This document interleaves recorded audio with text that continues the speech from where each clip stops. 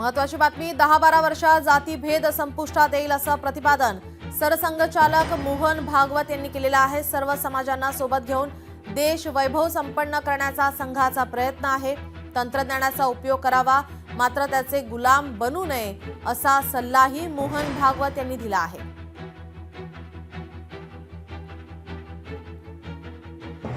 सरसंघचालक मोहन भागवत हे छत्रपती संभाजीनगरमध्ये एका कार्यक्रमामध्ये बोलत होते। यावेळी त्यांनी सल्ला दिलेला आहे। देश वैभव संपन्न करण्याचा संघाचा प्रयत्न आहे। तंत्रज्ञानाचा उपयोग करावा, मात्र त्याचे गुलाम बनू नये असा सल्ला त्यांनी दिलाय।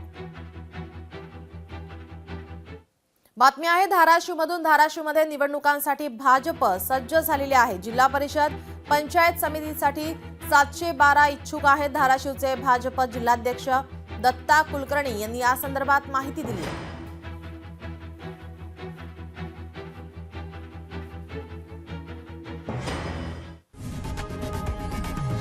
लोकशाही मराठी ऐका, पहा, जागरूक रहा।